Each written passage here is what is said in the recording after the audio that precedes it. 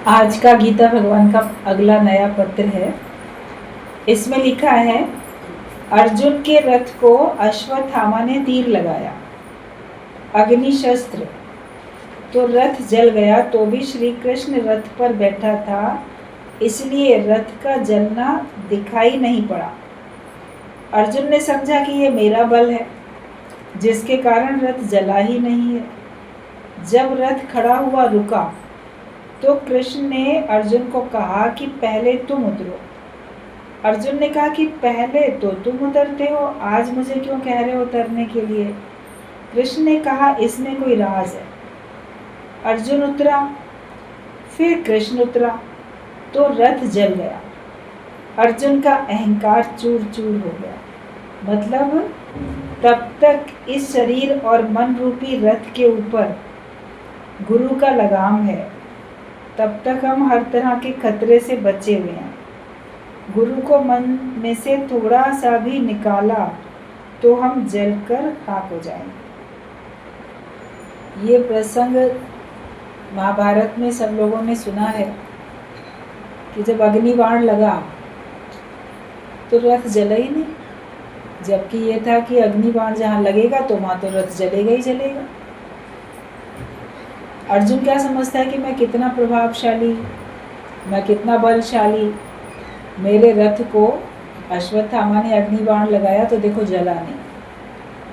और ये उसको समझ में नहीं आया कि भगवान बैठे हैं इसलिए नहीं जल रहा है।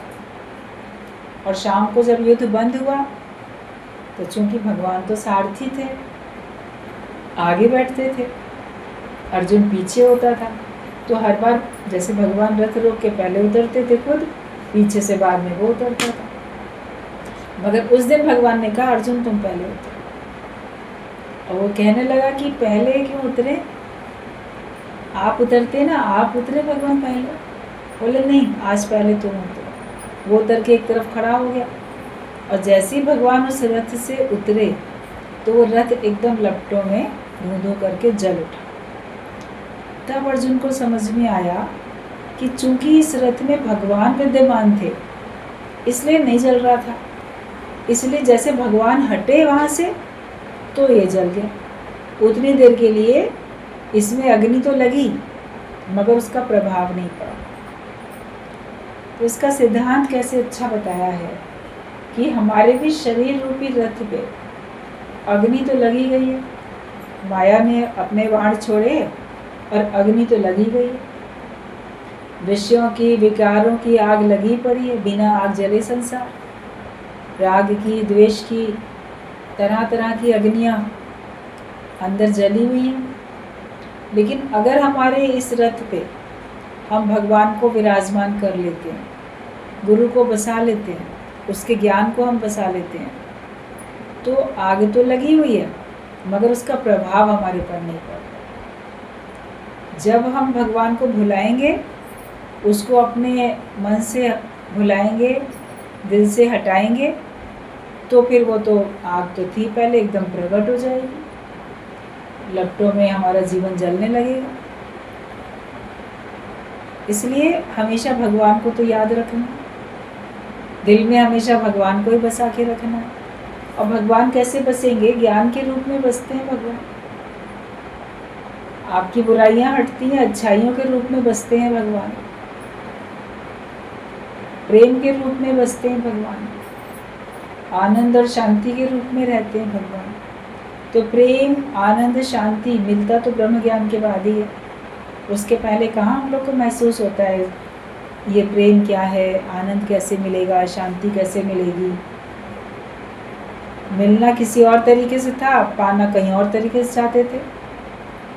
किशोर तेरी मंजिल किशोर जा रहा है, तो हम चाहते थे आनंद शांति पाना, लेकिन रास्ता चुनते थे माया का, जहाँ पर आनंद और शांति है ही नहीं।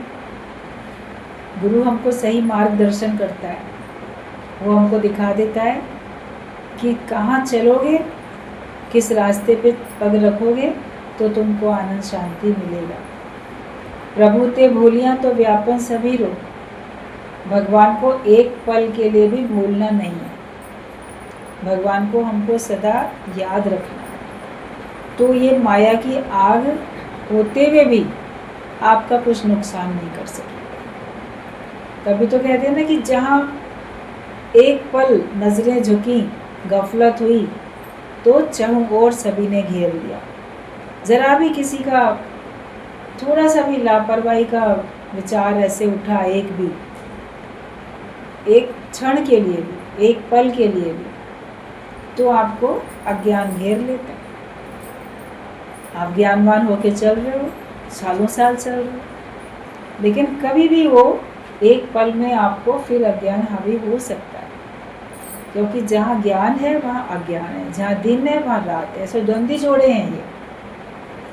लाभ है तो हानि भी है। आपको लाभ ही लाभ मिलता रहेगा तो कभी तो एक बार हानि भी मिल जाएगी।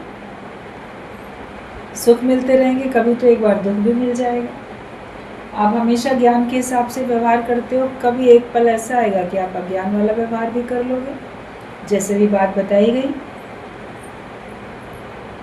कि इतने उसके पुत्र मारे गए, वो स्थिर रहा, लेकिन लास्ट में जब उसका बेटा अंतिम जब उसका वो वध किया तो एकदम से उसको थोड़ा आँख में आंसू आ गए, क्योंकि अभी तक ज्ञान से अपने को बना रहा था। जहाँ ज्ञान है तो उसने कहा, वशिष्ठ मुनि ने कहा कि जहाँ ज्ञान है वहाँ अज्ञान भी होता है। ज्ञान अज्ञान दोनों संग चलते हैं, लेकिन हम ज्ञान को प्राथमिकता देते हैं, उसमें चलते रहते हैं, मगर अज्ञान संग संग चल रहा है। वो कब तुम्हारे ऊपर हावी हो जाए तुम नहीं कह सकते हो। तो हर एक पल खुद को सावधान रखना, और सावधानी तभी हो सकेगी जब हम भगवान को हर पल याद रखेंगे।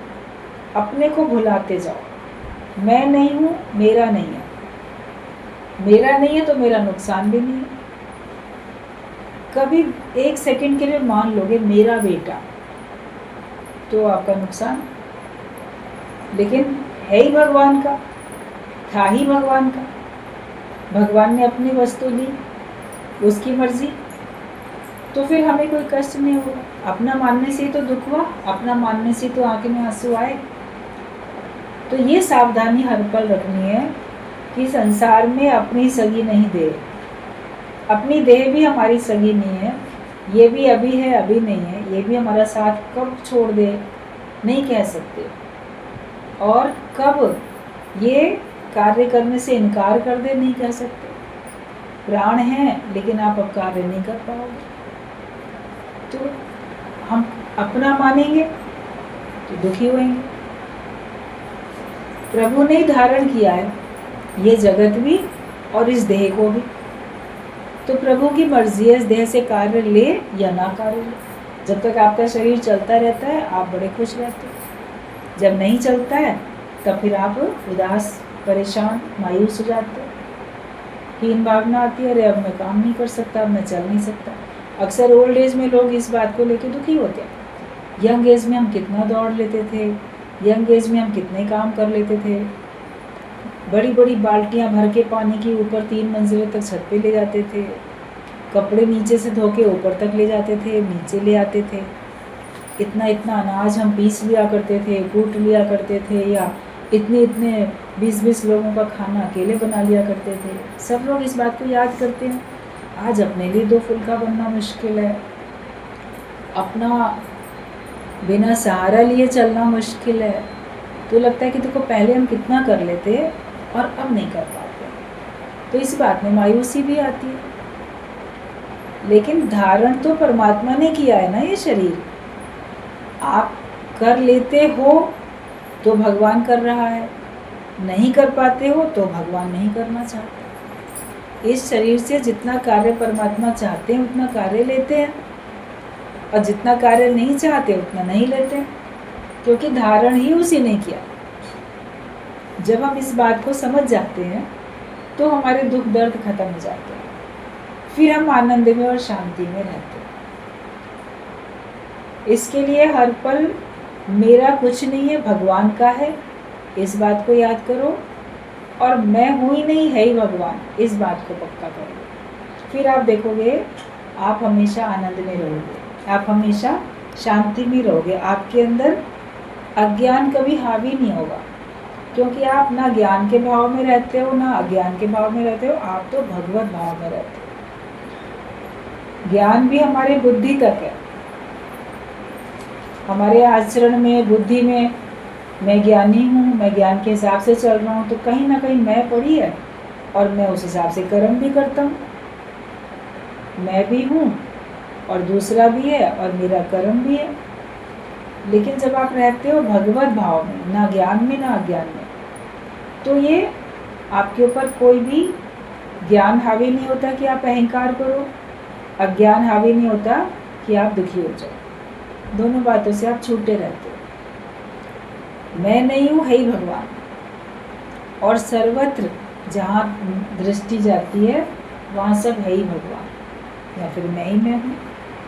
तो जब आप भगवान को याद रखोगे, तो जिसने जब तक इस शरीर और मन रूपी रथ के ऊपर गुरु का लगाम है, तब तक हम हर तरह के खतरे से बचे हुए हैं।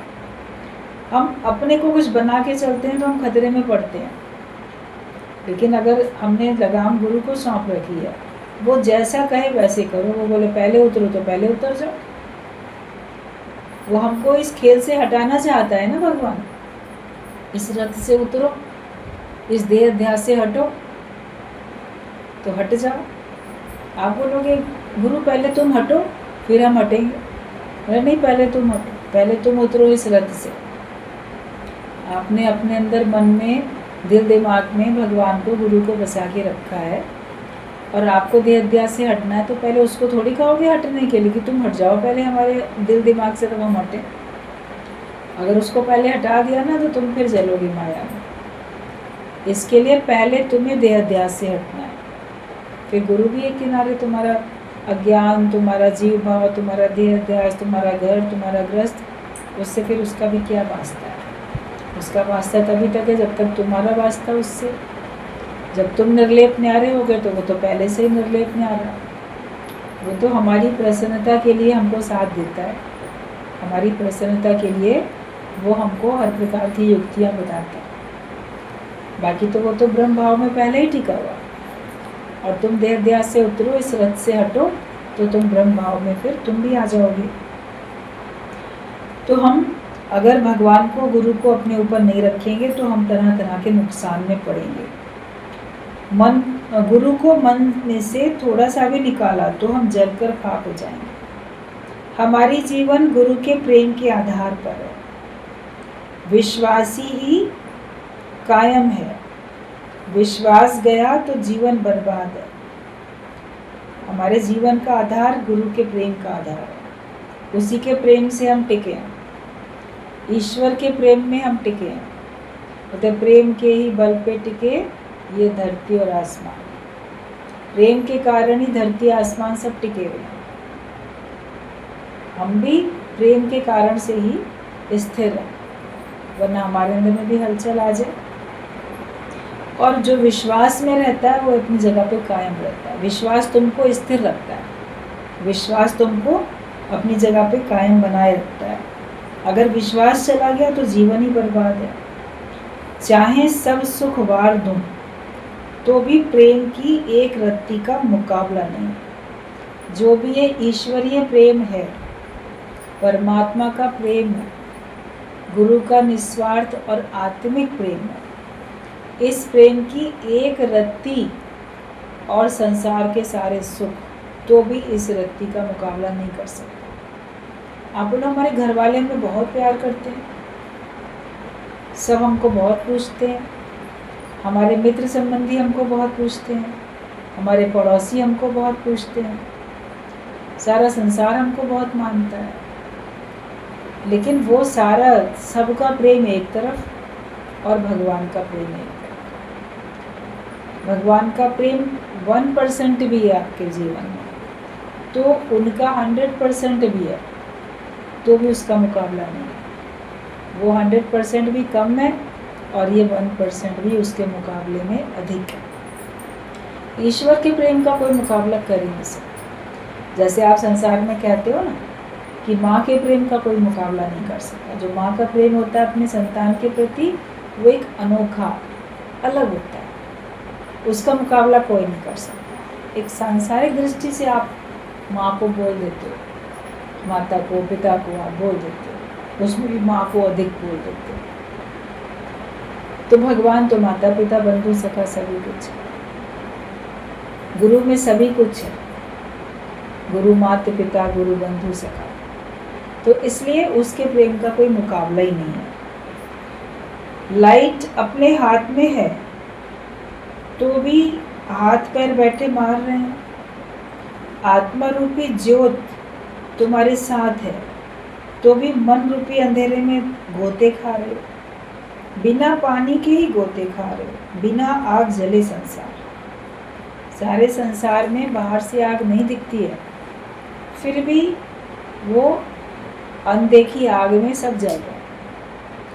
जैसे बिना पानी के ही तुम गोते खा रहे हो, नुकसान तुम्हारा होता चला जा रहा है। अपने ख्यालों से ही आप गिरावट में आते जाते हो, अपने ख्यालों से आप गिरते जाते हो। एक शिष्य गुरु के आश्रम से विद्या पूरी ग्रहण करके ब्रह्मचारी निकल के जा रहा था वापस अपने घर। तो रास्ते में उसने क्या देखा कि एक बारात जा रही है। तो पूछा किसी से ये क्या है, क्योंकि वो तो बचपन से गुरु के आश्रम में ही रह के बड़ा हुआ, तो उसने अभी संसार का ज्ञान इतना सीखा ही नहीं था, बारात उसने देखी ही नहीं थी। तो लोगों ने कहा ये बारात है, ये लोग इतने जा रहे हैं, घोड़े के ऊपर जो बैठा है ना सजा संवरा सेहरा पहने, वो दूल्हा है, ये जाएगा लड़की वालों के पास, वहाँ इसकी शादी होगी, फिर दुल्हन को साथ लेके घर आएगा, फिर दोनों साथ में जीवन अच्छे से हंसी खुशी बिताएंगे, इनकी संतानें होंगी, उसको लालन पालन करेंगे, घर गृहस्थ ऐसे ही बनता है। ऐसे किसी ने बताया कि देखो इसको कुछ पता ही नहीं है, लाओ हम समझाते हैं दुनियादारी। तो उसने सब सुना, तो सुन के उसके दिमाग में बस गई वही बातें। आगे चला तो थक गया था, तो एक कुएं की ऐसे मुडेर पे लेट के वो थोड़ा विश्राम करने के लिए आंख बंद करके सोया। बोला अभी सो नहीं रहा हूँ लेकिन जाग रहा हूँ, मगर झपकी आ गई उसको, नींद आ गई। अब नींद आई तो नींद में सपना देख रहा है कि मेरी भी शादी हो गई है, मेरे पास भी पत्नी है, और हम बैठे हैं लेटे हैं, और पत्नी कह रही है हमारी संतान होगी तो उसको कहाँ सुलाएंगे। तो वो बोल रहा है कि अपने दोनों के बीच में सुलाएंगे ना, मेरी दूसरी संतान होगी तो कहाँ सुलाएंगे। तो वो थोड़ा और खिसक गया चारपाई पे से, सपने में देख रहा है चारपाई, और कि और इधर सुलाएंगे। फिर पत्नी कहती है अच्छा तीसरी संतान होगी तो कहाँ सुलाएंगे। तो वो और खिसक गया कि अरे उसको भी अपने दोनों के बीच में ही सुलाएंगे ना। इतने में क्या हुआ, नींद में तो सचमुच में खिसक रहा था कुएं की मुडेर से, गिरा जाके कुएं में।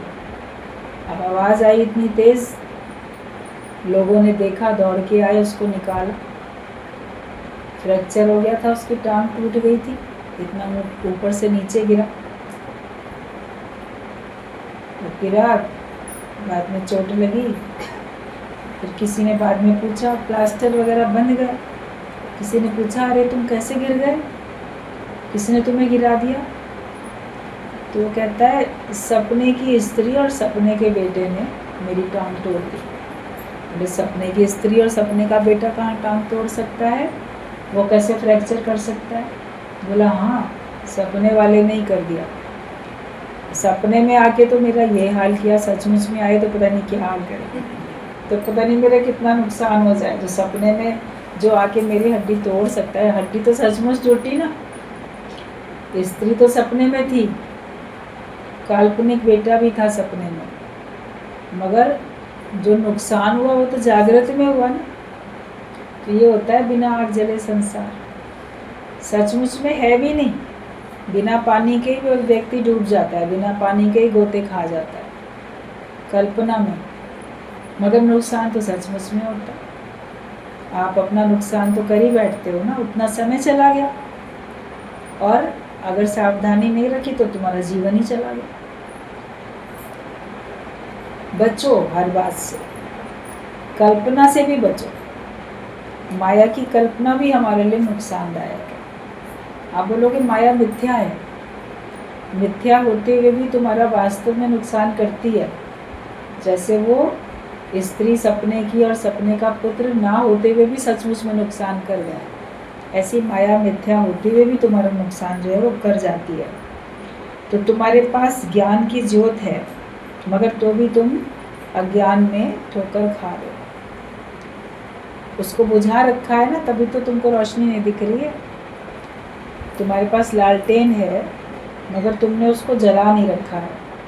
मेरे पास लालटेन है, लालटेन है, अरे रोशनी तो करो उसमें, जलाओ तो।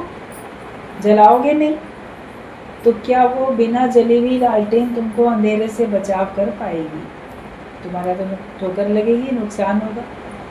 तो ज्ञान तुम्हारे पास है, ज्ञान मेरे पास है, तो उसको व्यवहार में उतारो, तब तो ज्योत जलती हुई दिखे ना।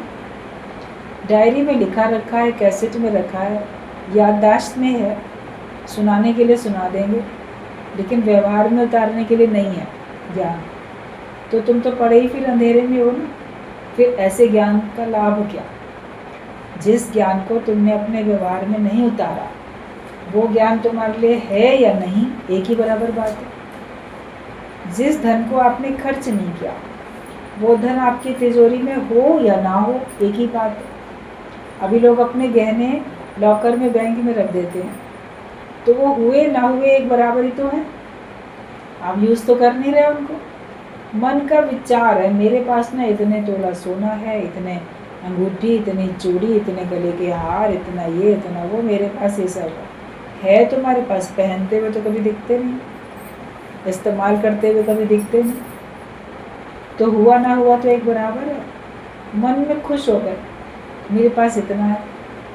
तुम भी बिना पहने जा रहे हो, जिसके पास नहीं है वो ही बिना पहने जा रहा है। बात तो वही हो गई ना।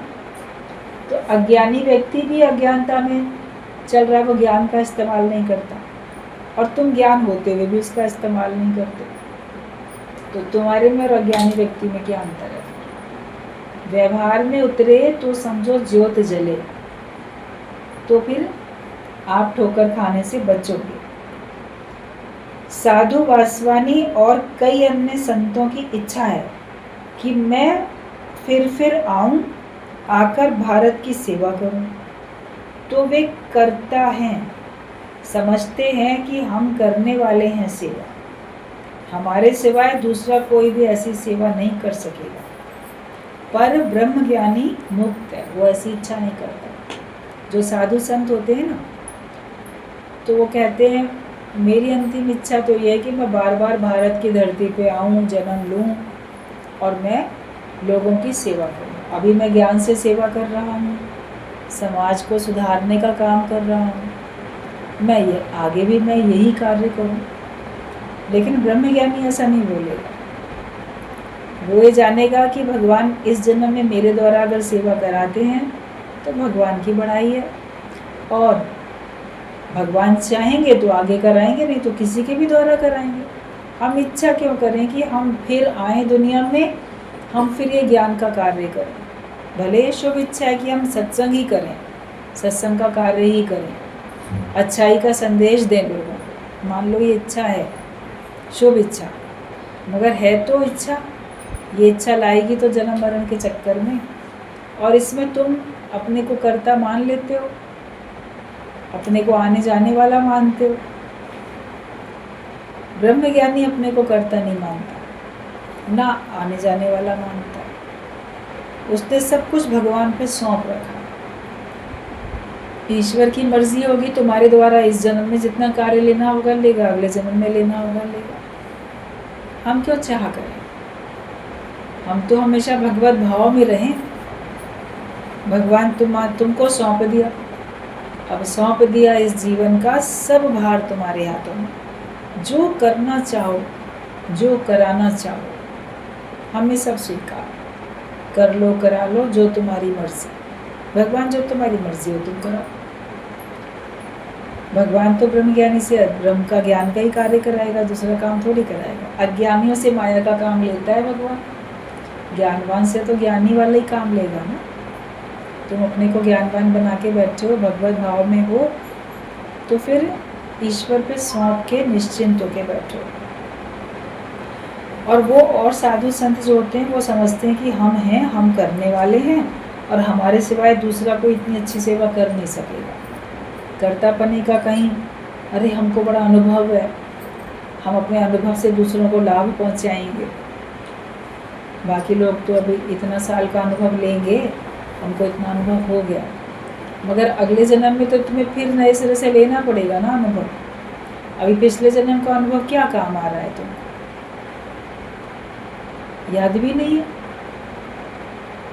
ज्ञान जितना निश्चय पक्का कर लिया, फिर थोड़ा तो शुरू से पढ़ना ही पड़ता है। भले आप बहुत जल्दी से उच्च स्थान पे पहुंच जाते हो, मगर शुरुआत तो पढ़नी पड़ती है ना सत्संग में आने पे, और उसके बाद आप समझ जल्दी जाते हो। सुनना तो सभी कुछ पड़ेगा, ज्ञान की ABCD बिल्कुल शुरू से पढ़नी पड़ेगी, सुननी पड़ेगी। ज्ञानी अपने को भगवान से जोड़ के एक करके बैठा है, हमको भी अपने को भगवान से जोड़ के एक करके बैठना है। ब्रह्म ज्ञानी अपने निश्चय से मुक्त है, वो कोई भी शुभ इच्छा भी नहीं रखता है, वो आने जाने से ऊपर है, क्योंकि वो देह नहीं है, वो सभी रूपों में अपने को ही देख रहा है। वो देख रहा है इन सब रूपों में मैं ही तो कार्य कर रहा हूँ।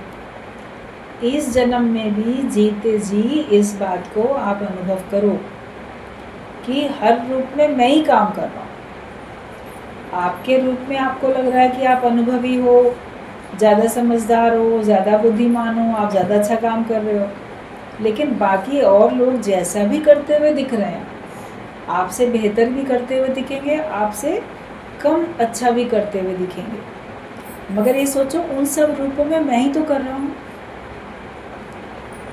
तो हम एक अपने का अहंकार नहीं कर पाएंगे कि सब रूप में जैसे मैं ही कार्य करता हूँ।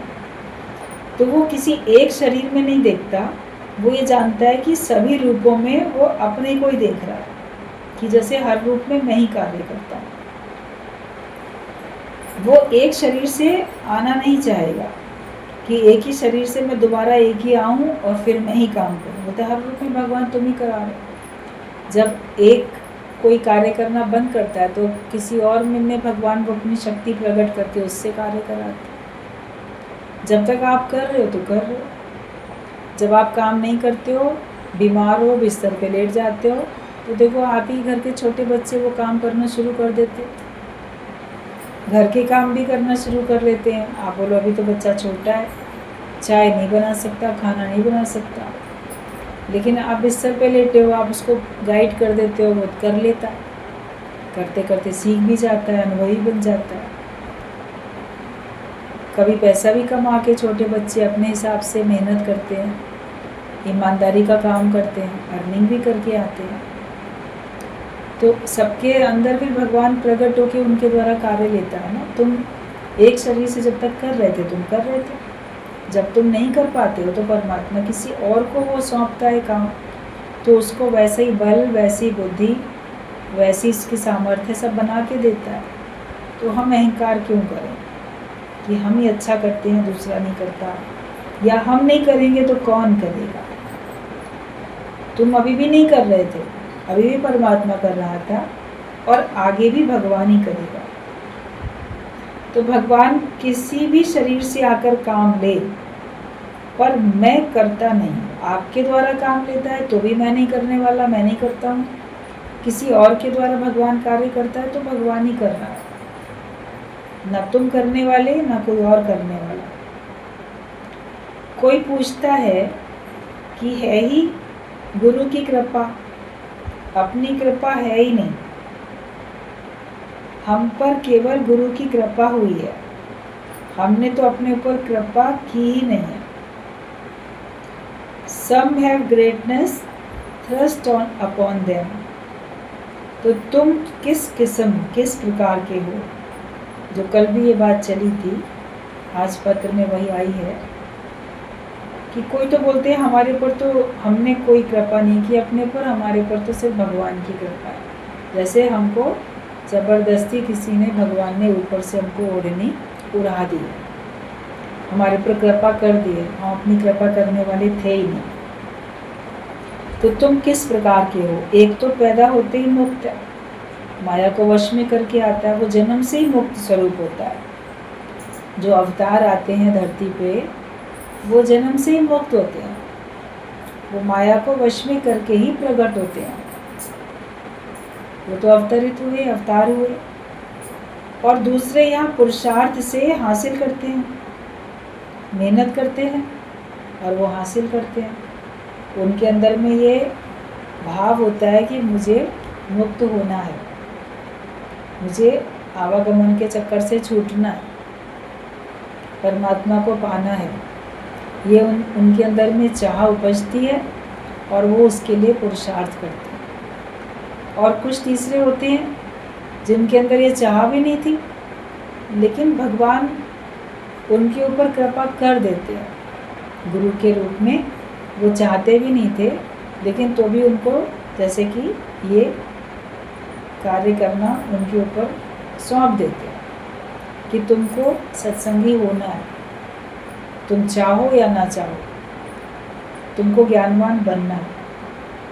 तो गुरु ज़बरदस्ती भी भगवान गुरु के द्वारा उसके ना चाहते हुए भी उसको ज्ञान मार्ग की तरफ धकेलते रहते हैं। तो दूसरे यहाँ पुरुषार्थ से हासिल करते हैं और तीसरे पर खुद आकर ज्ञान थोपता है भगवान। जैसे उनके ऊपर ज्ञान थोप देता है, जैसे मढ़ देता है, किसी के सर पे ज़बरदस्ती सौंप दिया कि नहीं बैठना है सत्संग में, सुनना है, सुनाना है, तुम चाहो या ना चाहो तुमको ये काम करना ही पड़ेगा। तो अनमने मन से ही चाहे करता है, करना शुरू करता है।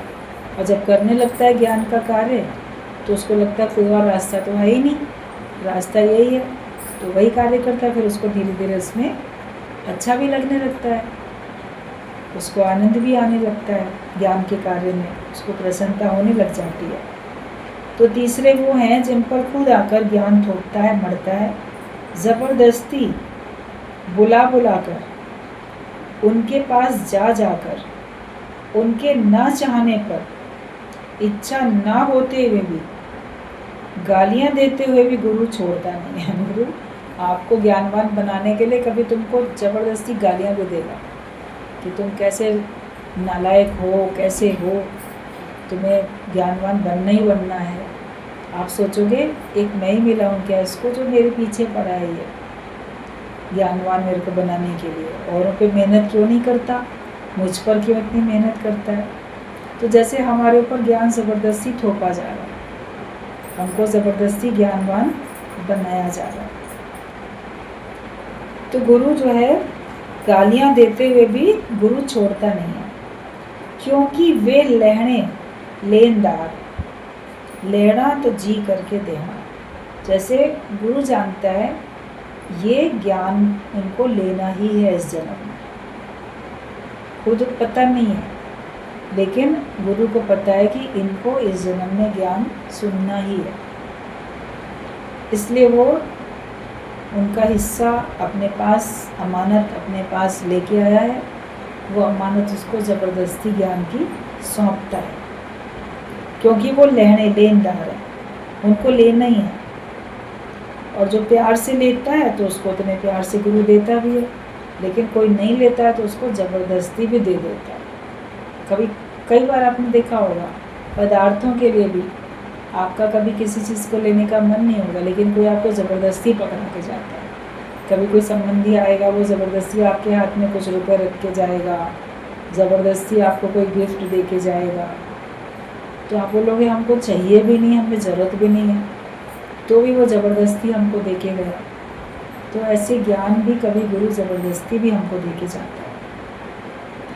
ये लास्ट वाले योग भ्रष्ट हैं, जिनको ज़बरदस्ती दिया जा रहा है ना, वो सब योग भ्रष्ट हैं। जैसे कि उनका योग ज़बरदस्ती भगवान पूरा कराने में लगे पड़े हैं। जिन पर गुरु की कृपा आकर गुरु करता है, होंगे तीनों ही मुक्त, मुक्ति तीनों को ही मिलेगी। चाहे कोई बॉर्न ग्रेट हो, ग्रेटनेस को अचीव करे, या किसी के ऊपर ग्रेटनेस थर्स्ट की जाए, फेंकी जाए उसके ऊपर ज़बरदस्ती, मुक्त तो सभी होंगे। लेकिन फिर अपनी अपनी कृपा। कभी ईश्वर की कृपा से आपको मिल जाता है, नासमझी में आप गंवा देते। कभी खेल खेल में, नासमझी में, मान लो आप बहुत उज्जवल वस्त्र पहन के जा रहे हो और कभी आपने लापरवाही में जानबूझ के अपना बिल्कुल वाइट दुपट्टा, आपने ऐसे ही रास्ते में नाला है, कीचड़ है, आपने यूं ही उसको उधर उड़ा दिया एक क्षणिक लापरवाही करने में, या उसको उतनी सी खुशी लेने में, तो वो तो गिरा ना जाके कीचड़ में। फिर उसको साफ करने में कितना समय लग जाए। कायदा तो ये बनता है कि अगर हवा से आपका दुपट्टा उड़ भी रहा है तो उसको पकड़ोगे ना, कि ये गिर ना जाए कीचड़ में कहीं। और एक आप चलते थे हंसी हंसी में ही उड़ा देते, तो अपनी कृपा तो करनी पड़ेगी। लापरवाही होगी तो उसका तो नुकसान तुम्हें भुगतना पड़ेगा। तो गुरु किस पर कृपा करे और किस पर ना करे। जो अपने ऊपर कृपा करता है उस पर गुरु की कृपा पहुंचती है। तो गुरु किस पे कृपा करे, किस पे ना करे, तो तुम्हें अपने ऊपर तो करना पड़ेगा ना। आप लापरवाही में ही अपने चोले को दाग लगाते जाते हो, आपको पता ही नहीं चलता कि आपका कितना बड़ा नुकसान हो जा रहा है। आप बोलोगे गुरु ने इस पे कृपा की, इस पे नहीं की, लेकिन गुरु किस पे करे, किस पे ना करे। तो जो गुरु सब पे बराबर कृपा करता है, लेकिन जो फिर अपने ऊपर कृपा करते हैं उस तक गुरु की कृपा पहुंच जाती है, उस तक भगवान की कृपा पहुंच जाती है, उसको भगवान की कृपा महसूस होती है। कदर करता है वो भगवान की कृपा की, उसको गुरु की कृपा महसूस होती है, वो गुरु की कृपा की कदर करता है। वरना लापरवाही में आपको पता ही नहीं चलता गुरु आप पे कितनी कृपा करते हैं, भगवान कितनी कृपा करते हैं। विश्वास वाले पर गुरु की कृपा हुई पड़ी है, नहीं तो 10 साल के बाद भी विश्वास यदि पूरा नहीं है तो तुम भाग जाओगे, सत्संग छोड़ के तुम चले जाओगे। अगर तुम्हारे को विश्वास नहीं है तो तुम कितने साल भी सत्संग में आके बैठो, फिर एक टाइम ऐसा आएगा तुम सत्संग को छोड़ के माया में चले जाओगे। तो गुरु उन्हें क्या कर सकेगा। जो सत्संग छोड़ के चले जाएंगे तो गुरु उन पे क्या कर सकता है।